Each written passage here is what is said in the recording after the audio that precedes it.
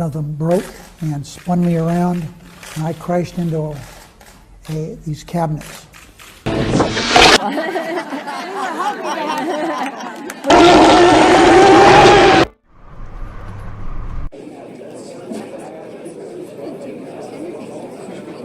We can sit over here. Hey, we can sit over here. Yeah, it's like good place. All right. Some coasters. Thank you very much. Thank you. All right. And we'll got a spot over there for Bob if he ever shows up. I know. Well, he has a history of being late, so I expect that he may make it. So. Well, there's a spot for him. Spot. Okay.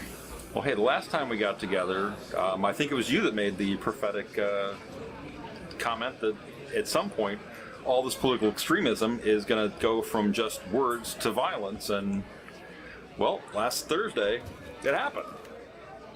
And, yeah, you know, what I had said was it's gotten so bad because the left has gotten so ludicrous that the only way it could get worse is if they start taking shots at Trump with rifles out of windows, or said some comment like that. And then, sure enough, this guy over in Arlington, right, he goes after Steve Scalise and his crew. He was a guy, technically not homeless, but he, I guess, left his family in Illinois with the intention, created a list of people he wanted to kill in Congress, and came here to D.C., lived in the area, and then it was Alexandria. He happened to be living near the YMCA where they had the congressional baseball practice, and the stars aligned, and he happened to be there and said, "Hey, are those Republicans?" And someone said, "Yeah, those are Republicans."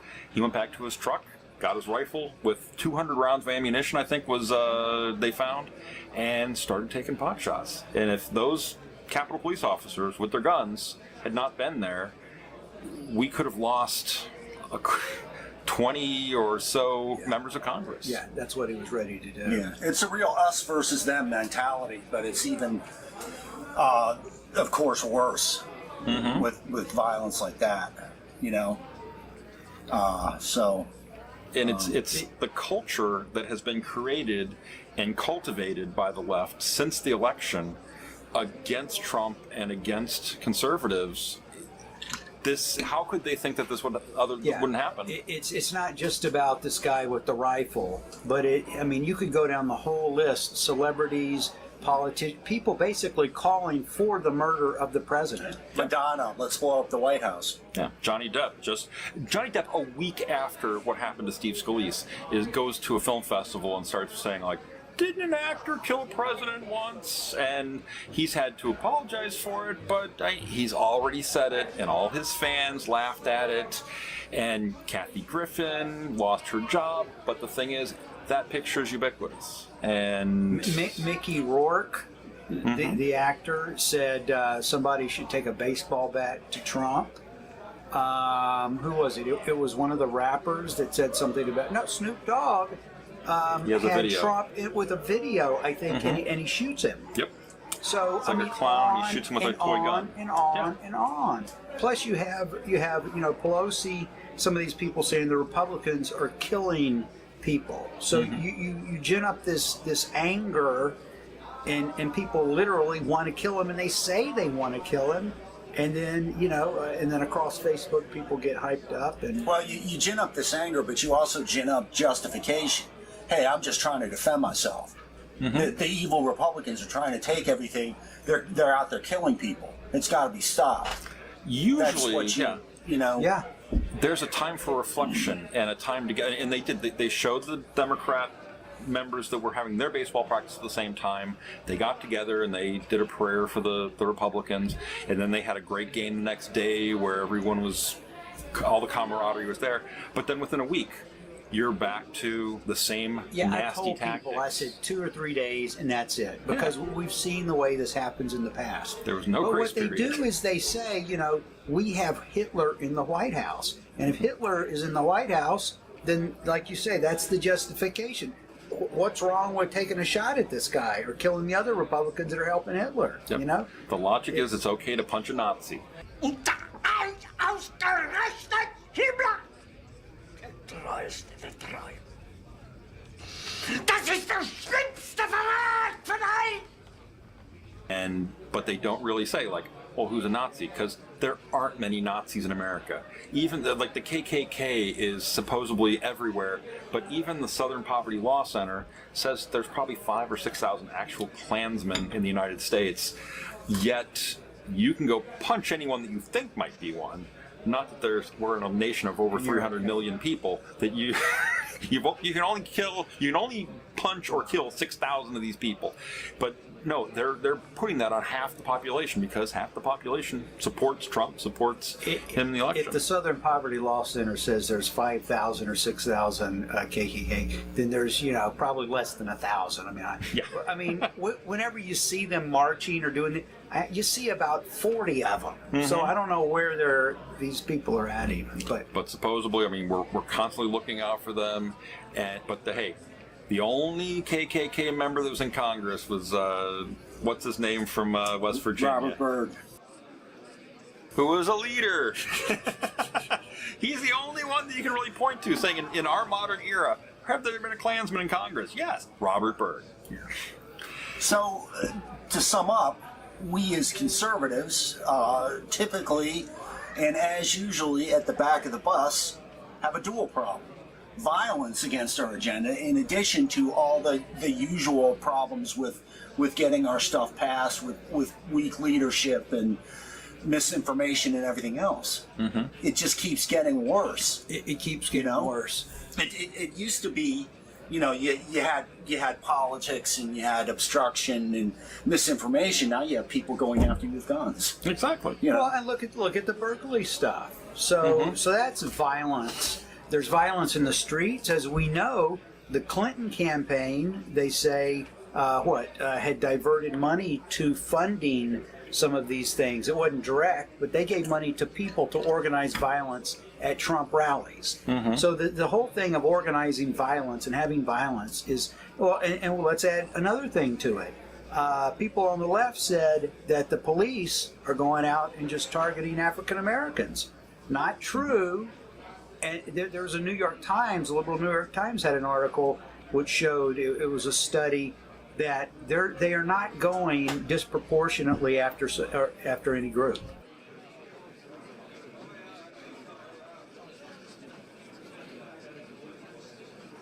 But it makes for good headlines. So and it leads to good stories. I mean, it gives them a payoff. It's baloney. And so when they say the police are out targeting African Americans, then you've got Black Lives Matter, and you've got these cops. And how many cities have cops been shot? So I put that in the same category as Berkeley and the shooter in Arlington. It's all left-wing violence. Yeah, and it gets compounded when people go to networks like CNN and MSNBC, and they get their confirmation they go on. The Media Research Center recently did a study of one day in the life of CNN from 4 a.m. to midnight. It was the day after Comey got fired. It was like 13 and a half hours of content during that time period. More than 12 hours was specifically about Trump. The overwhelming over 90% was about the Comey firing, and the guests were almost uniformly anti-Trump. The CNN experts were, I think, 71-2 anti-Trump. And then, of course, you've got the hosts like Chris Cuomo and Don Lemon, who are, of course, never going to be for Trump. So all you got was a constant stream of anti-Trump stuff all day long. And there's another study that I saw that said that you can look at the ratings of the networks, and when you hear, Rachel Maddow's doing really well. Rachel Maddow's doing well when Trump is not doing well. When Trump seems on the ropes, all the liberals go and they start watching Rachel Maddow and they watch CNN and they're like, yeah! Is the new president going to take those troops out? In Russia, Russia, of whether or not Russia had help, whether they had Confederates inside the Trump campaign when they launched this attack. But we're about to find out if the new president of our country is going to do what Russia wants. if the presidency is effectively a Russian op, right? If the American presidency right now is the product of collusion between the Russian intelligence services and an American campaign, I mean, that is so profoundly big.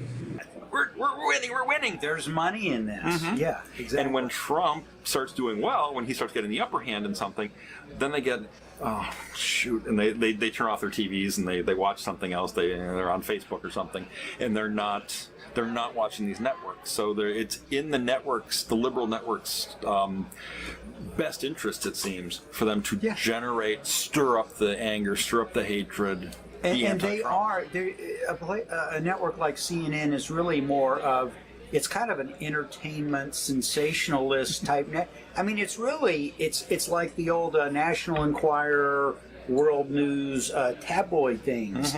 They're not interested in reporting news. And you know, people that remember CNN from the 90s think, oh, well, it was a news network, wasn't it? It's not that anymore. No. I mean, I even remember when the airliner went down in Asia. Oh yeah. And was missing. You could turn on CNN 24 hours. That's all they covered. They didn't report on the president. They didn't report on nothing. They're just, you know, I think they had such a ratings problem that they decided we're not a news network anymore. We're just a sensationalist network. And then we've got these liberal friends. You know, we all know them. They still think all of that stuff is real. Oh, and they absolutely, watch it, and then they get hyped up and start talking from what they've seen. CNN just had to retract one of their stories about Trump and Russia, and of course the retraction, you don't hear that much about that. That's all the retractions and the corrections. Those get shuffled to the side, but people take the original article and they're still talking about it. They're still in their situations like us, talking about, did you hear Trump and Russia? I'm surprised they even do retractions because they're not a news organization. Why would they even care? Yeah, they've really squandered what little credibility they have had over the past several years. And you know, you're just not getting good information anymore. You're just getting a stream of nastiness and attacks. And I think, you know, the public to some extent is aware of that, but you know, again, you have an overwhelming consistent lobby for it, and they're doing a lot of damage, and I think we're losing that. There's a tremendous opportunity, I think, for a network to come in, and now that Fox isn't using Fair and Balanced anymore, to come in and say they're fair and balanced, like CNN used to be. Like when in the days before headline news, when you had a news network that just came on every half hour and said, here's the headlines. Not even headline news is like that anymore. It's full content programming. If someone came in and offered something that would just give the news, I think they could pull the rug out from all these news networks. No, that's still Fox's job, though, isn't it? Well, and Fox still has that reputation. I mean, they're not dead yet. They've had a lot but you know, I mean, that's interesting because see, I do think I know everyone has the view. Well, CNN and this is all the left wing stuff, and then Fox is the right wing stuff. But I don't think Fox is the right wing stuff. They really do report the regular news. And it's the contrast that makes it seem right wing. Yeah, the daytime stuff. I mean, they do the news throughout the day, but I don't think the other networks do. I mean, the other networks still have a lot of content programming that goes throughout the day, and their panels. Fox usually has at least one liberal on their panels. One liberal. So yeah, that's why I think they're doing so well. But at night they all go to content programming. I mean, you got Hannity and Tucker. Special report with Brett Baer, which is that's like 6 or 7 o'clock or something like that. That's a regular news show. That's 6 o'clock, and that's very well done. It's well done. He tries to be even-handed. I mean, he even criticizes Trump sometimes. So, I mean, it's... But if they created an old-style CNN where they had a half hour, every half hour we refresh the news, all we do is talk about the news, we don't even have a panel discussion or anything like that. That's our market. I mean, I think there might be... Every airport in America. But you know what? The thing is too, it would look a little like Fox, some of the Fox shows, and people, if they reported what you're saying, everyone would say, they're right wing.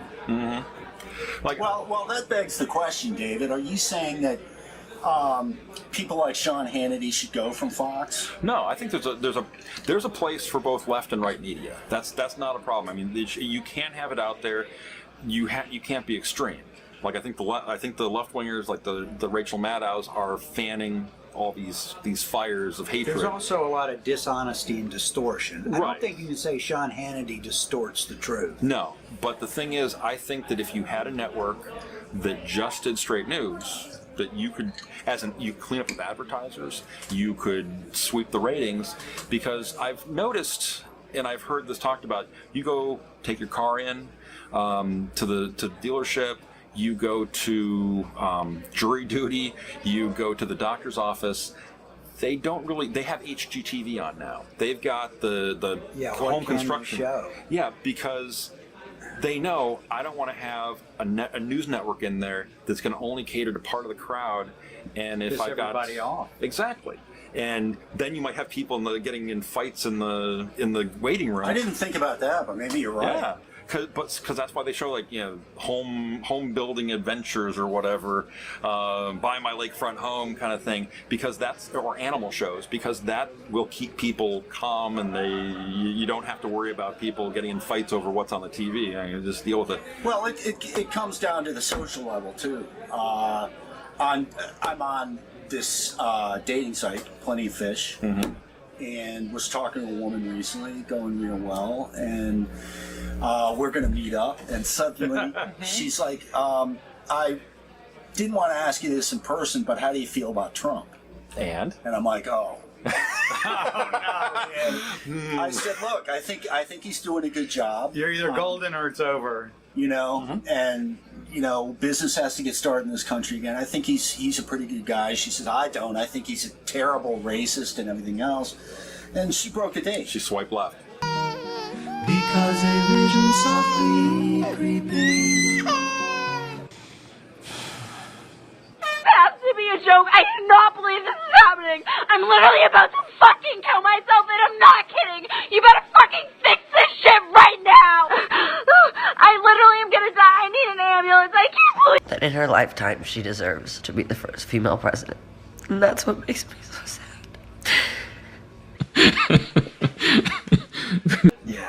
She's like, I'm passionate about these views. I respect yours, but I don't think it's a good idea for us to meet. Mm-hmm. Now, ordinarily, you would have at least ridiculous. met. You know what I'm saying? There are liberals and conservatives that are married, and they make it. But I think someone got divorced, though. Someone got divorced over voting for Trump.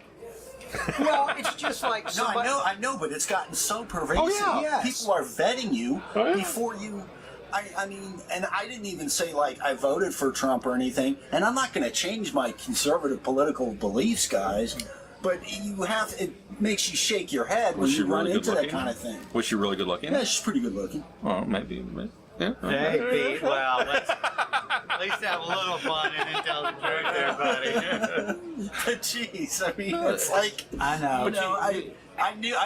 I just knew it was over when I got that question. How do you feel about Trump? And I knew what she was going to say, because most women don't like Trump, and most women are liberal. And if you ask a question like that, it's typically negative. Mm-hmm. You know what I mean? Most married women vote Republican. Most unmarried women vote Democrat. So.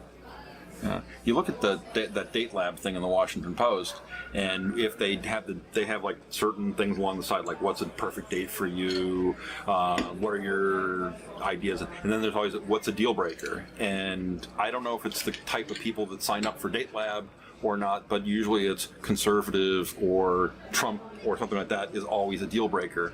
Like I said, you seldom see conservatives reported on doing date labs, so I don't know if maybe only liberals apply, but yeah, being a Trump supporter is a deal breaker. Yeah. And it's not the first time I've seen that. I've seen a lot. Don't contact me if you like Trump. He's a terrible racist, that sort of thing. I mean, Well, and that goes along with what people have said about friendships have broken up too. People say on Facebook, not that everyone's genuine friends on Facebook, but a lot of people say they've lost friends over this stuff. I mean, there was a girl that worked in my office who's a big liberal, and she said she lost friends because she was so far on her side, and we used to get along a bit, and now it's just. But this also goes along with. I think it used to be more policy disagreements. Mm-hmm. And we were on, there were things, there are people that didn't like Obama personally to some extent. But I think with our side, it's more, we disagree on policy. Let's argue about the policy. But now it's, no, you're a bad person. It's not it's a bad policy, it's you're a bad person for believing that stuff. Well, part of it, also, Trump hasn't really given them something to put their finger on. They don't like Trump. They don't necessarily know why they don't like Trump. Trump's anti-gay, yet Trump went into office being the most pro-gay president-elect ever. At the RNC speech, he said something very positive at the very end of his speech about that. But he's anti-gay. But you can't point to anything he's done. He also hates women. The only thing he's done is rescind the Obama HHS bathroom users. Mm-hmm.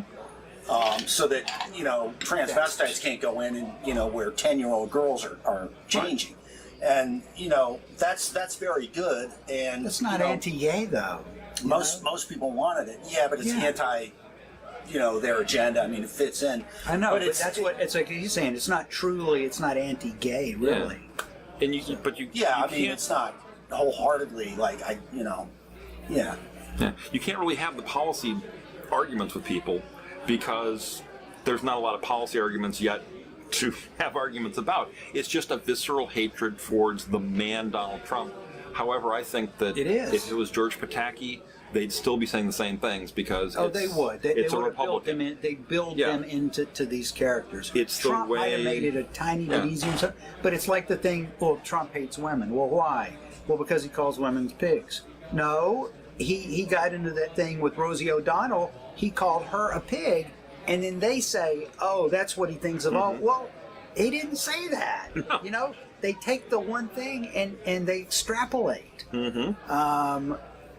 There's just more to the issue than that. I can buy the fact that Trump has acted boorish in the past and done some things that aren't too kosher. We all have, but. This country has very real problems, and if you're not willing to examine that and to give somebody a chance, after especially 8 failed years of Obama policies where every single freaking thing the guy did was wrong, then, that shows a remarkable ignorance on your part.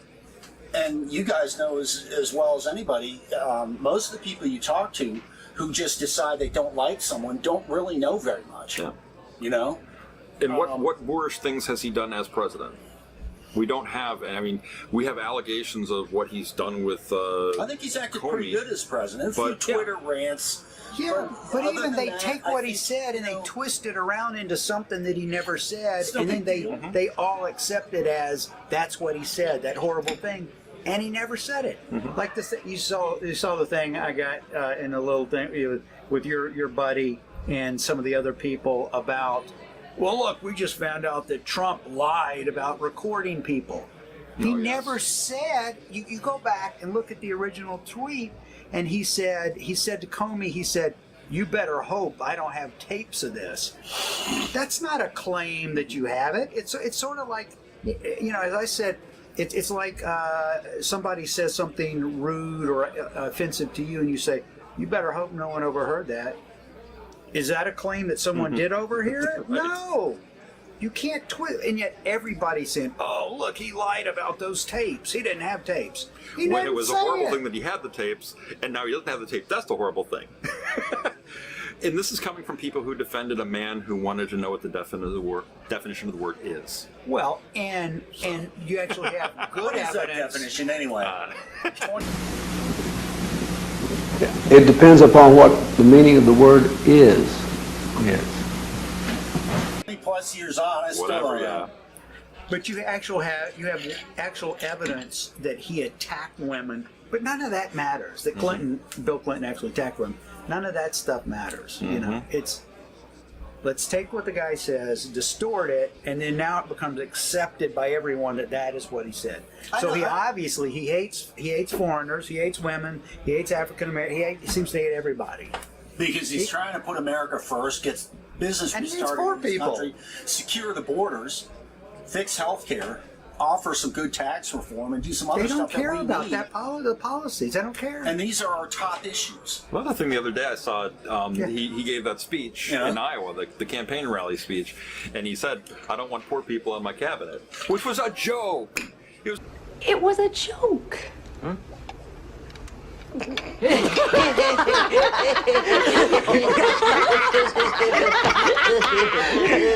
I want successful people on my cabinet. I don't want poor people. I don't want to. No, I think one of But the that was a huge statements issue. too was, I think he said, for running economic policy, he basically said, I don't want someone that was poor at economics themselves making economic policy, which I'd say, I agree. Yeah, exactly. Yeah. I mean, you want someone that understands capitalism when you're is that a bad thing to say? But it doesn't say I don't want any, I don't want to knock poor people out of work. It was a throwaway line, and it was a joke. It was and a people joke, laughed too. at it. But then the next day, I'm at the gym, and I see on CNN, I see on the Chiron, like, they're having huge discussions about Donald Trump doesn't want poor people in his cabinet.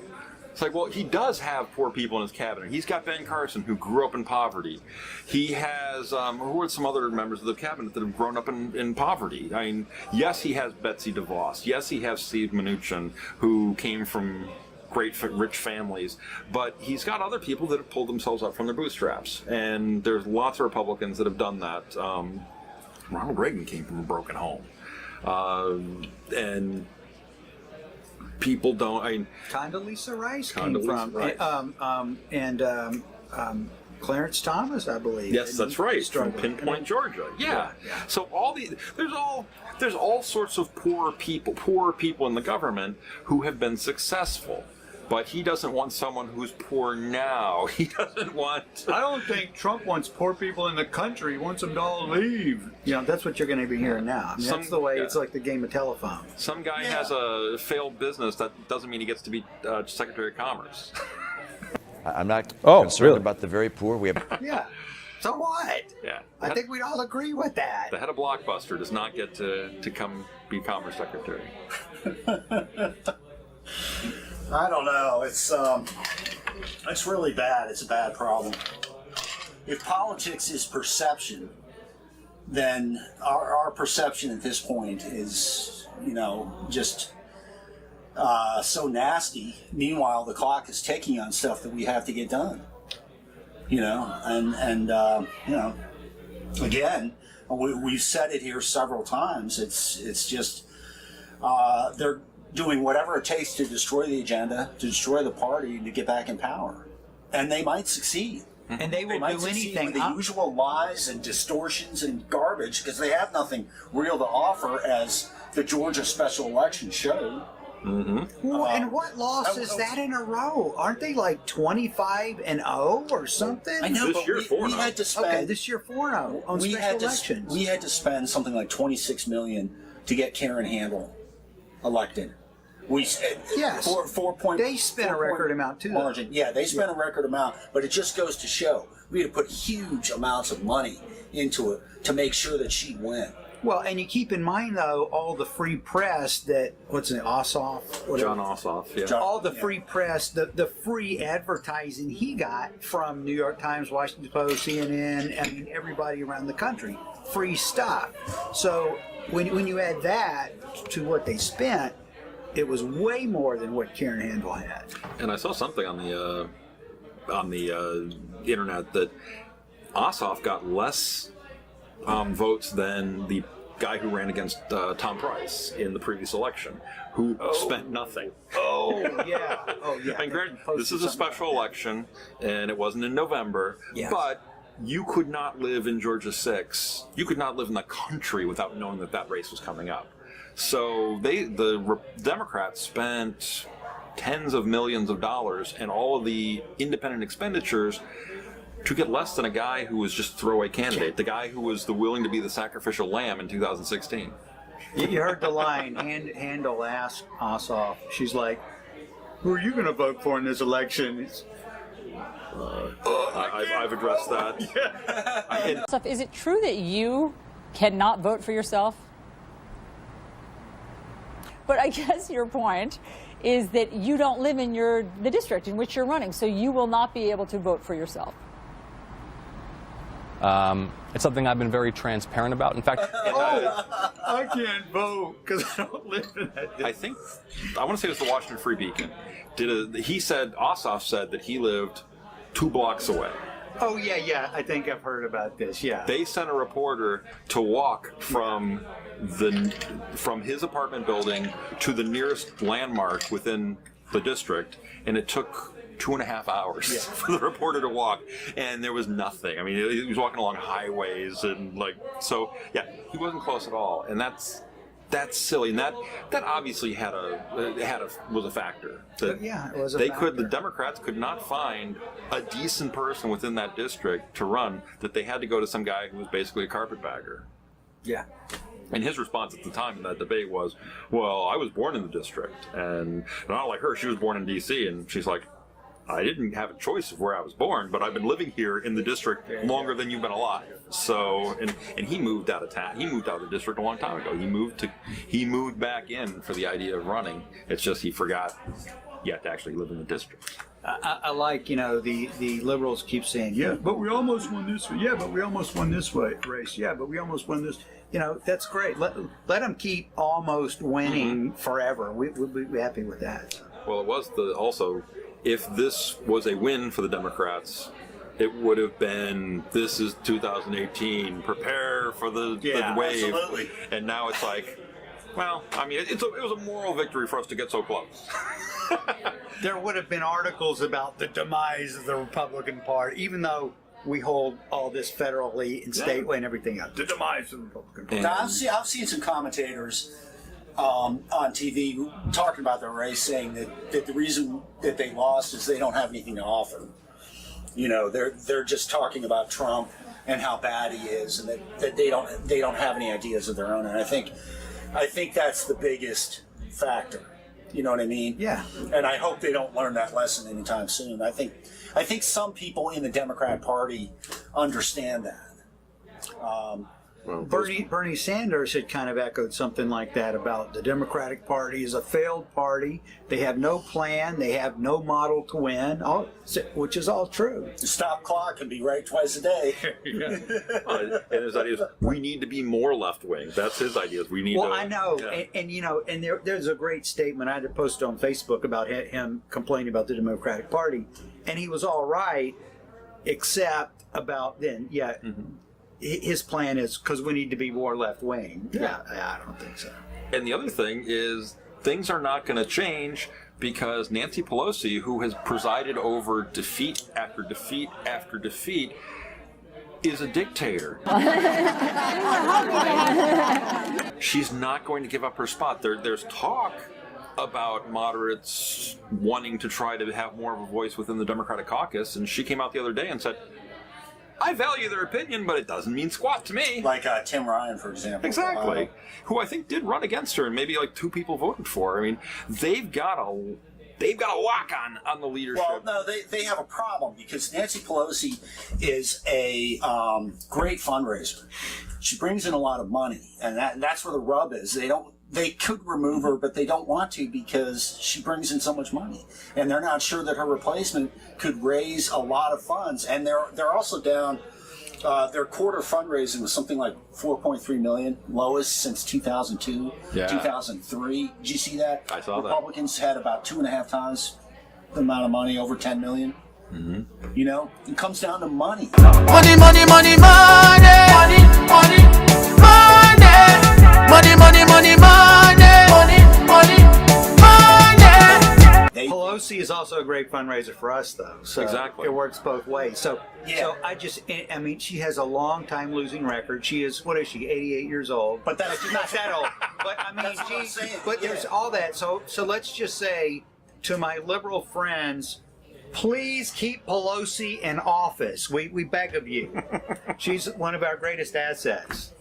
Yeah, because unless Terry McAuliffe is going to run for Congress and he might run for president, get elected and become the head of the caucus, their top money man, or at least someone who's about equal with that, you know, I think maybe they're afraid to try someone new for raising money. You know? Well, eventually, I mean, what are they going to do? Why else would they keep Nancy Pelosi at this point? People wanted to dump her a year or two ago. I don't know, because it's not working, and it keeps not working. I don't see how you can say, well, she's good for fun. You know, I don't know. I think they could still find ways to raise money. We love her because she's such an amazing target of stupidity, and she just ridiculous comments. You know, pass this bill and then we'll see what's in it. Well, she could, but I mean, she has all that San Francisco money. She has money. all those. But those people aren't going to go anywhere. I mean, they're still going to. Well, you're right though that the DNC didn't make the money, but the money will still come in if they raise the alarm high enough. And the fact that it's the anti-Trump hysteria has got to be a great fundraising tool just in itself. Like I'm doing it from the other way, but remember when Rick Lazio ran against Hillary Clinton that time, and he had a fundraising letter that said, "Dear potential donor, I'm running against Hillary Clinton. Yours truly, Rick Lazio." And apparently it did gangbusters. Wow. So I mean, if they could do something like that, I mean, they should. Just a one-word, help us defeat Donald Trump.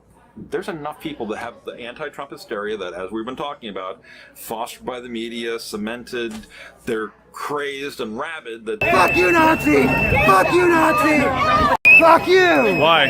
Fuck you, Nazi! I'm not a Nazi. Fuck you, Nazi! I'm a journalist. Fuck you, you're not a journalist! Yes, Fuck I am. you! Fuck you, you're not a journalist! How do you know which side I'm on? Fuck you, you're not a journalist if you're acting like this! Acting like Fuck what? you!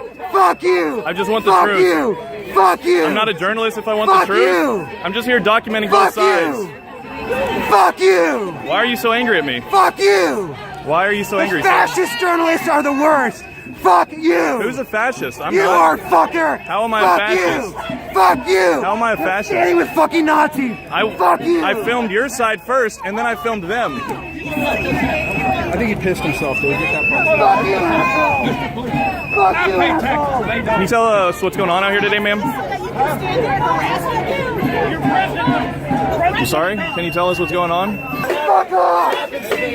Fuck off! Fuck off! No, you can't reach it, can you? Yeah, fuck you, asshole! I'm just a journalist out here. I've videotaped both sides. I'm not affiliated with anybody. Fuck you! Fuck you! Are you okay, ma'am? This is kind of concerning. Fuck you! Fuck you! Do we need to talk to somebody? Fuck you! Fuck you! Fuck you! Fuck you! Fuck you! Fuck you! I don't know why you're just staring at me either. Fuck you! Fuck you! Fuck you! Fuck you! I know you. Fuck you! Pete! Fuck you! Pete, bro! Fuck you! They're crazed and rabid that after the election, people started tithing, essentially, to Planned Parenthood and ACLU. Maybe these liberal interest groups are taking their money. But nonetheless, I mean, the handle race, Planned Parenthood, which is getting your tax money as well, gave almost $1 million to try to get this Ossoff guy elected. And so $1 million of your fungible taxpayer money was flushed down the toilet for Planned Parenthood's campaign. But that's what happens. And well, now, I say keep her in place unless Maxine Waters. Now, that would be a nice replacement too. So, well, I think I'd be happy. I'd be fine with retaining her. I'm just saying. I think it comes down to money, and I think they're just afraid that if they get someone else, it's going to take time for to rise to her level. I mean, she's a very prodigious fundraiser. Oh, yeah. And she's a woman. Obama wants to be popular. He wants to be in there. How much more Botox is it going to take to keep her going? Every year she gets older, it's more Botox, and it's seeping into the brain. And she's going to be like Catherine Hellman in Brazil. Well, boys, I reckon this is it. Nuclear combat toe-to-toe with the Ruskies.